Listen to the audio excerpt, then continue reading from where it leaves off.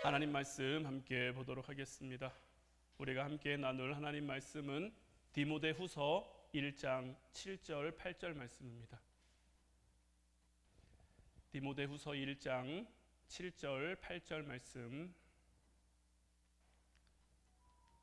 우리 다 같이 한 목소리로 말씀 함께 보도록 하겠습니다. 하나님이 우리에게 주신 것은 두려워하는 마음이 아니요 오직 능력과 사랑과 절제하는 마음이니, 그러므로 너는 내가 우리 주를 증언함과 또는 주를 위하여 갇힌 자 된 나를 부끄러워하지 말고 오직 하나님의 능력을 따라 복음과 함께 고난을 받으라. 아멘. 오늘 이 시간에는 두려움에는 실체가 없다라는 제목 가지고 우리가 함께 말씀 나누고 또 함께 기도하기를 원합니다. 벌써 몇 해가 지나기는 했습니다마는 우리나라를 굉장한 두려움에 빠뜨렸던 질병이 있었죠. 정말 우리나라가 어떻게 될 것처럼 나라가 막 위기이고 혼란이고 이로 인한 피해도 굉장히 막대했는데, 코로나 바이러스라는 것이 우리나라에 오고, 사실 코로나 바이러스 이전에도 여러 가지가 있었습니다. 뭐였죠? 뭐 사스 같은 것도 있고요, 신종플루 같은 것도 있고요.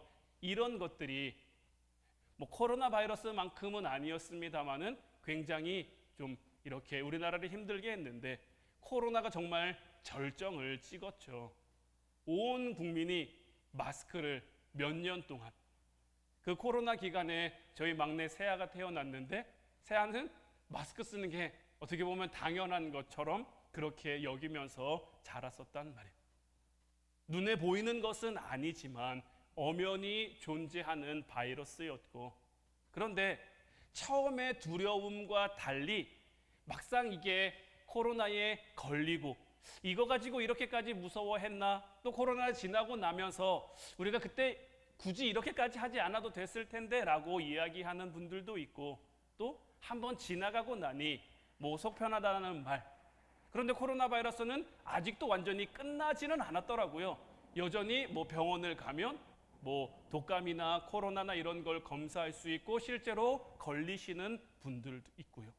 그런데 이 코로나를 돌이켜보면 이 코로나 바이러스도 굉장히 무서운 바이러스이긴 했습니다만은, 그것보다 더 무서웠던 건 뭐냐면 코로나에 걸릴까 하는 그 두려움이 더 컸던 것 같아요. 코로나 걸린 사람도 있고 안 걸린 사람도 있었겠지만 이 코로나가 주는 이 두려움에 걸리지 않은 사람은 아마 거의 없었을 거예요.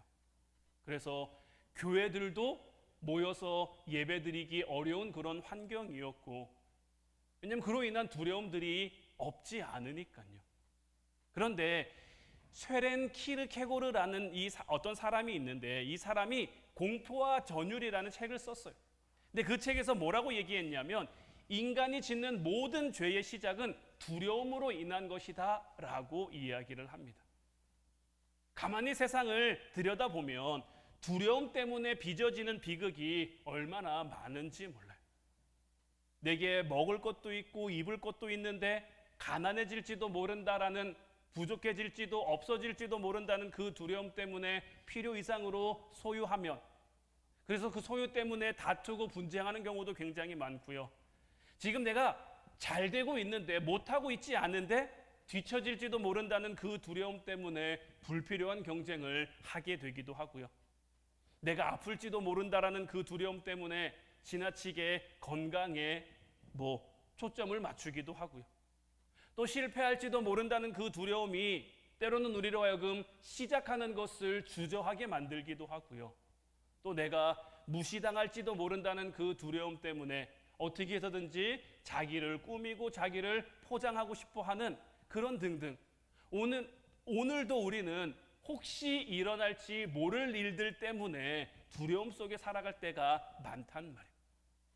실제로 일어난 일은 없는데, 아직 실체가 있지 않은데, 그럼에도 불구하고 이렇듯 저마다의 두려움 속에 삶을 살아가는 모든 이들을 향해 오늘 말씀은 우리에게 이렇게 전하고 있는 거예요. 오늘 본문 7절 말씀을 다시 보면, 하나님이 우리에게 주신 것은 두려워하는 마음이 아니요 오직 능력과 사랑과 절제하는 마음이다. 하나님은 우리에게 두려워하는 마음을 주신 적이 없습니다. 만약에 두려움이라는 것이 하나님이 우리에게 주신 마음이라면 이 두려움도 감사함으로 해야겠지만 두려움은 하나님이 우리에게 주신 마음이 아니라고 오늘 말씀은 우리에게 분명히 전하고 있는 거죠. 디모데전서, 디모데후서는 사도 바울이 자기가 믿음의 아들이다라고 표현하는 디모데에게 쓴 편지입니다. 디모데전서, 디모데후서를 통해서 사도 바울은 디모데에게 어떤 권면과 교훈을 주고자 했단 말이에요. 그런데 사도 바울은 이 디모데후서를 시작하면서 이 7절 말씀에 하나님이 우리에게 주신 것은 두려워하는 마음이 아니다라고 표현을 했단 말이에요. 이 표현을 한 이유는 뭘까요? 디모데가 지금 두려워하는 마음이 있기 때문에 이 말을 했을까요? 없기 때문에 이 말을 했을까요? 있으니까 이 표현을 하고 있는 거예요. 그러면 디모데는 어떤 두려움을 가지고 있었을까요? 오늘 이 시간에는 이 디모데가 가지고 있던 이 두려움의 어떤 그 부분들에 대해서 좀 함께 나누며 우리의 삶도 좀 같이 돌아보기를 원하는데, 먼저 디모데전서 4장 12절 13절 말씀을 보면 누구든지 내 연소함을 업신여기지 못하게 하고 오직 말과 행실과 사랑과 믿음과 정절에 있어서 믿는 자에게 본이 되어 내가 이를 때까지 읽는 것과 권하는 것과 가르치는 것에 전념하라라고 되어 있는데, 자, 디모데는 사도 바울이 세운 에베소 교회를 담임하는 목회자였습니다. 그런데 굉장히 젊은 나이에 에베소 교회를 이제 담당하게 된 거죠.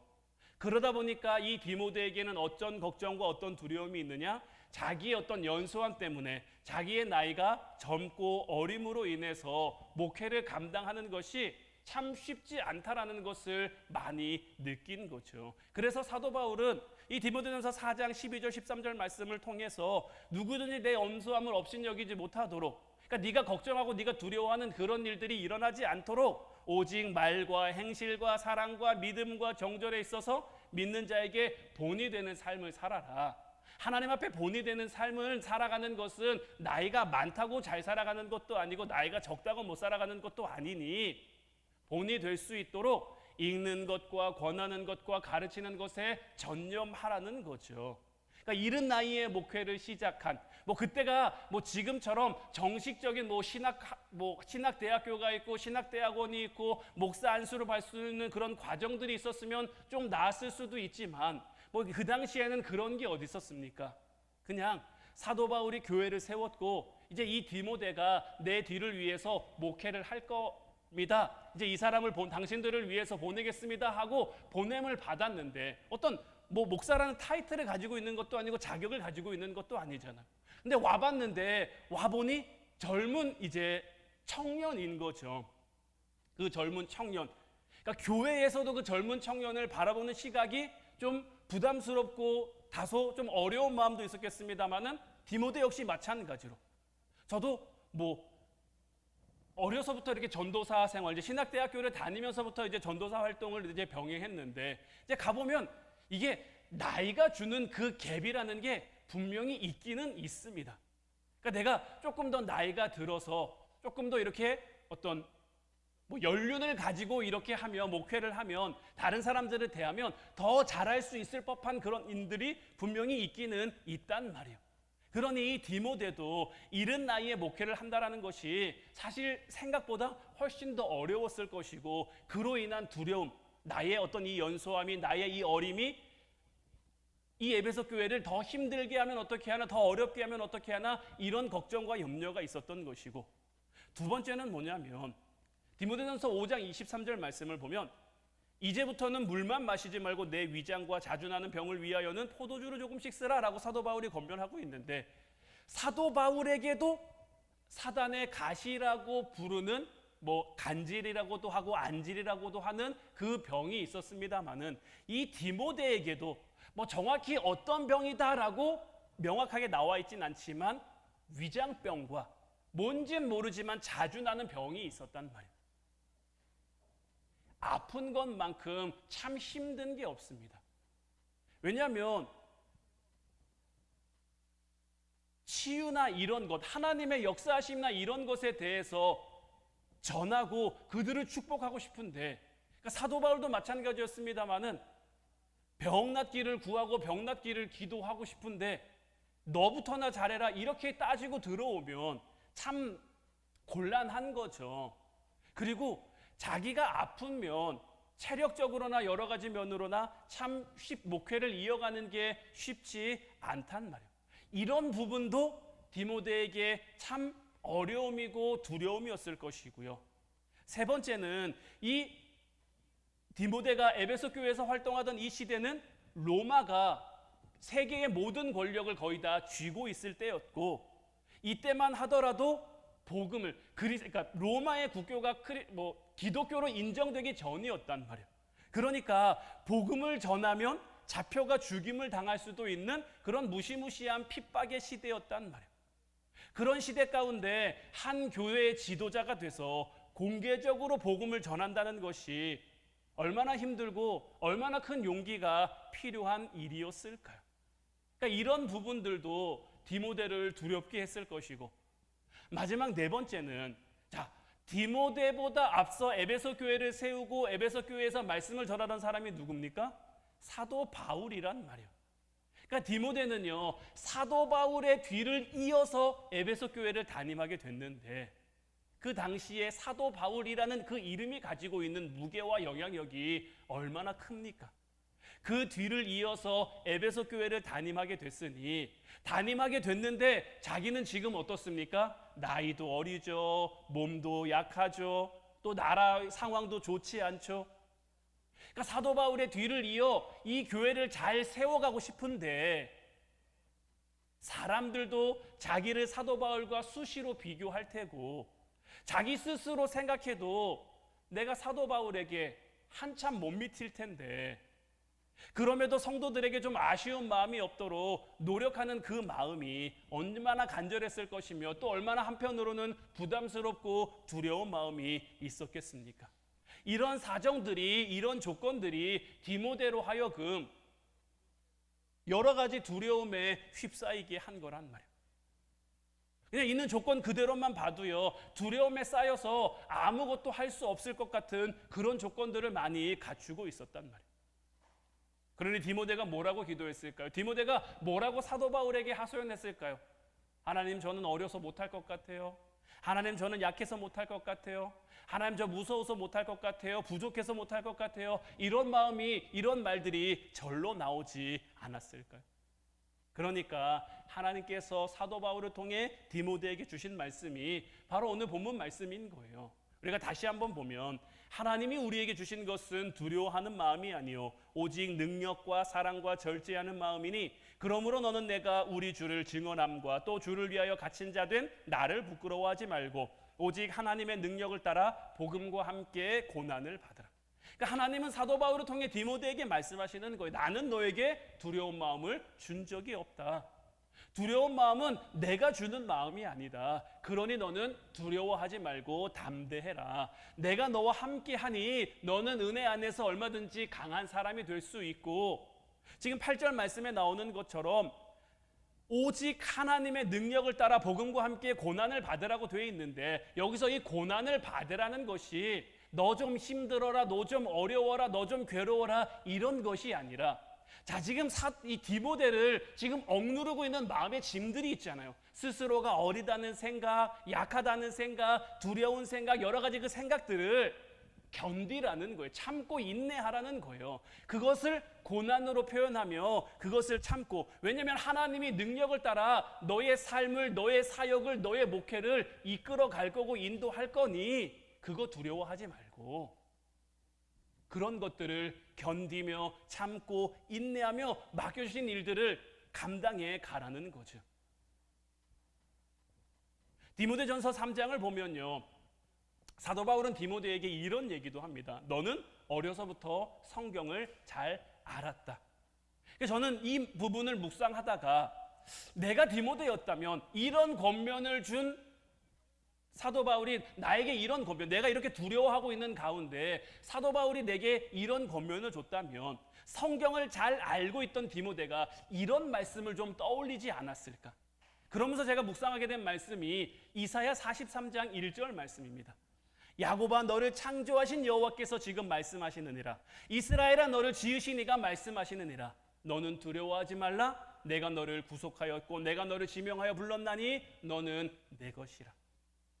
어려서부터 성경을 알아 성경에 능통했던 디모데가 이 말씀을 떠올렸다면, 이 말씀을 떠올릴 수 있었다면 얼마나 힘이 되고 얼마나 용기 되고 얼마나 담대히 그에게 맡겨진 사역을 살아갈 수 있는 그 뒷받침이 될 수 있었을까?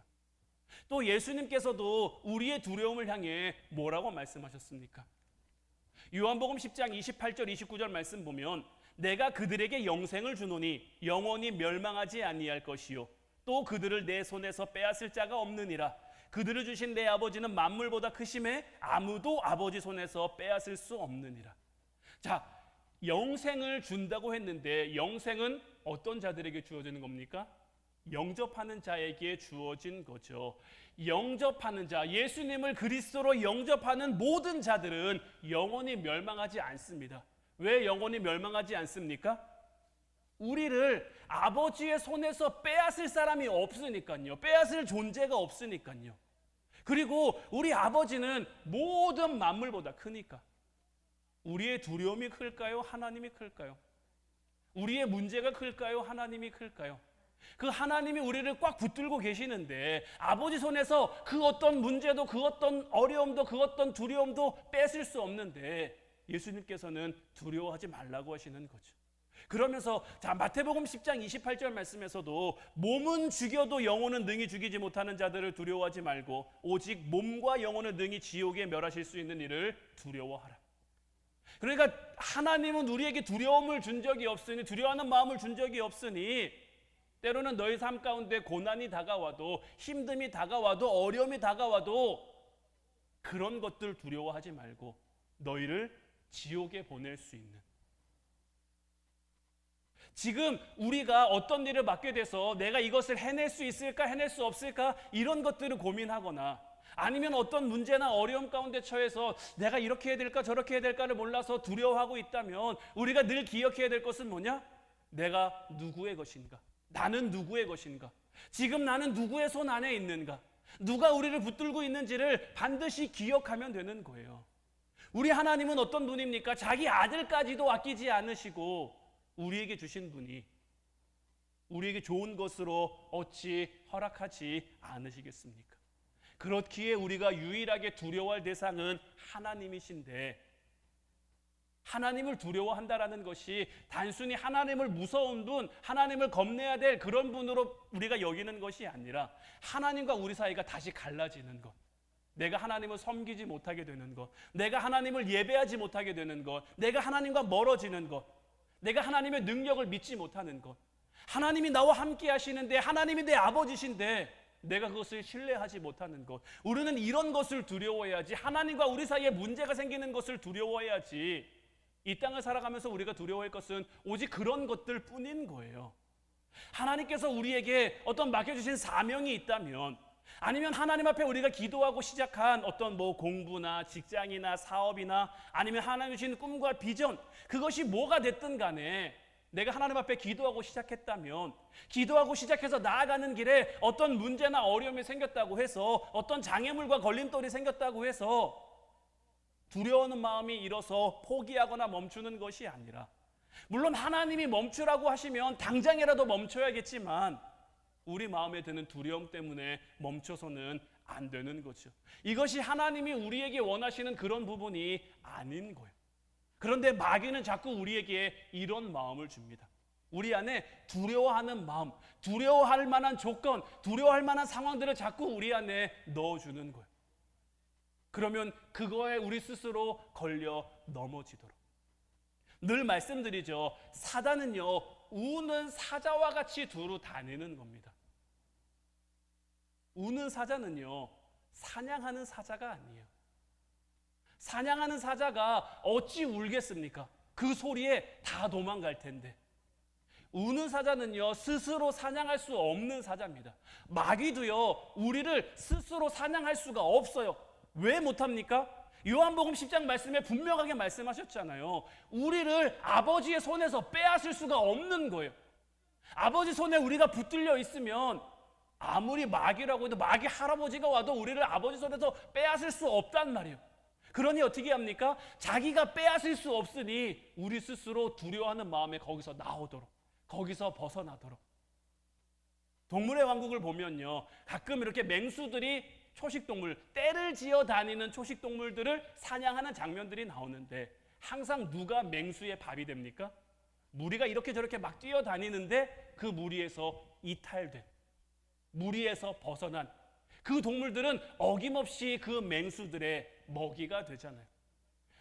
우리가 믿음으로 삶을 살아가는 것도, 신앙으로 삶을 살아가는 것도 마찬가지예요. 하나님이 우리에게 왜 공동체를 주셨을까요? 하나님이 왜 우리에게 가정 공동체, 교회 공동체를 주셨을까요? 하나됨을 이루라고 주신 거예요. 이 하나됨을 이루지 못하고 겉돌면 어떻게 됩니까? 하나됨을 이루지 못하고 그 무리에서 벗어나면 어떻게 됩니까? 딱 마귀가 유혹하기 좋은, 걸려 넘어뜨리기 좋은 그런 밥이 될 수밖에 없는 거예요. 그래서 성령이 우리로 하여금 하나 되게 하신 것을 우리는 힘써 지키며 가정을 말씀과 기도로, 우리 교회를 말씀과 기도로, 때로는 두려워할 만한 그런 상황이 우리에게 주어질 수도 있어요. 두려워할 만한 그런 일들이 우리에게 닥쳐올 수도 있어요. 하지만 그런 것들 두려워할 것이 아니라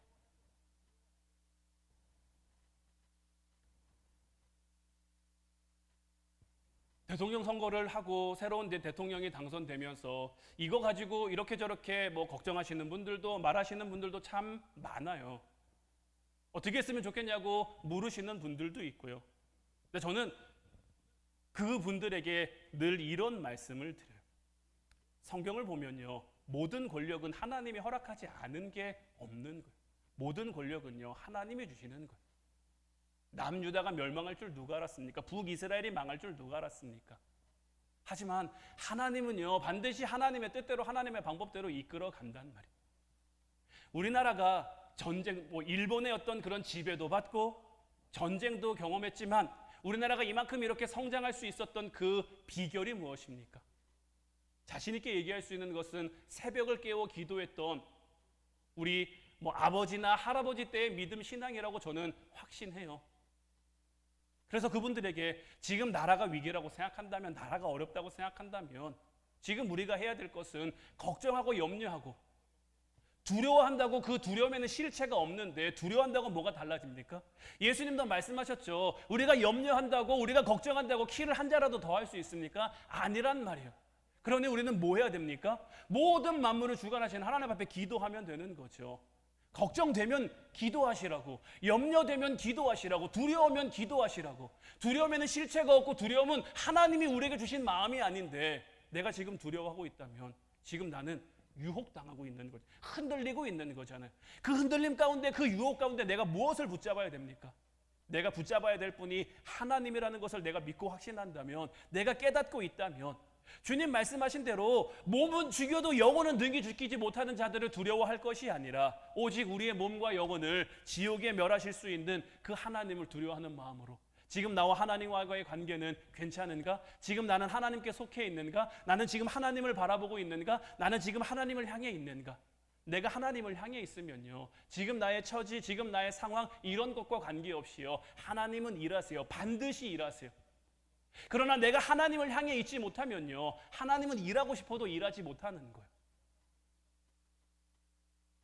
골리앗이 이스라엘 백성들을 도발할 때, 하나님을 욕하며 하나님을 모욕하며 도발할 때 그곳에 많은 이스라엘 군인들이 있었습니다.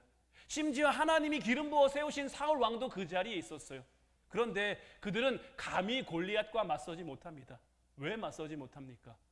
두려우니까요. 무서우니까요. 내가 과연 골리앗과 싸워 이길 수 있을까? 내가 과연 골리앗과 맞설 수 있을까? 그 골리앗은 키가 3m가 넘어가는 거인인데 나는 그에 비하면, 출애굽한 이스라엘 백성들 말에 표하면 그들에 비하면 나는 메뚜기인데, 나는 밥일 텐데 내가 어떻게 골리앗과 맞서 싸울 수 있을까? 그들은 하나님의 백성이라는 것을 잊어버린 거죠. 하나님을 향해 있지 못한 거죠. 그러나 다윗은 어떻습니까? 하나님을 향해 있으니까. 객관적인 것만 놓고 보세요. 이스라엘 군인이 잘 싸울까요? 다윗이 잘 싸울까요? 그래도 군인이 잘 싸우는 게 당연한 거 아닙니까? 다윗은 이제 막 소년인데. 그런데 어떻습니까? 만군의 여호와의 이름을 의지해서 하나님의 이름을 붙잡고 나아가니까 하나님의 역사하심을 보잖아요. 하나님의 일하심을 보잖아요. 지금껏 성경을 보면, 지금껏 우리나라에 흘러온 그 역사들을 보면 하나님은 반드시 일하셨고 지금도 일하고 계시고 앞으로도 일하실 거예요. 그러니 우리도 실체 없는 두려움에 빠져 걱정하고 염려만 하고 있는 것이 아니라 손 놓고 넋 놓고 있을 것이 아니라 이제 그 두려움을 이겨낼 힘을 주십시오. 능력을 주십시오. 언제나 우리와 함께 하시는 그 하나님을 바라볼 수 있도록 내 마음을 주장하여 주십시오. 우리가 기도하며 나아간다면 하나님께서는 반드시 우리로 하여금 이 두려움을 이겨내고 이 염려를 이겨내고 하나님의 역사하심을, 하나님의 일하심을 보게 하실 줄로 믿습니다. 이제 우리 같이 찬양하고 기도하기를 원하는데, 찬송가 400장 험한 시험 물속에서 우리가 험한 시험 물속에 빠진 것 같더라도 하나님이 우리를 건져주실 수 있으니, 죄악길에 빠진 이 몸이 캄캄한데 헤매고 있을지라도 내가 하나님 앞에 기도하오니, 내가 하나님 앞에 간구하오니, 내가 하나님 앞에 부르짖으오니 하나님 나의 기도를 들으셔서 우리의 삶을, 우리의 가정을, 우리의 교회를, 우리의 나라를 하나님의 뜻대로, 하나님의 방법대로 다스려 주시고 이끌어 주옵소서. 우리 함께 찬양하고 기도하도록 하겠습니다.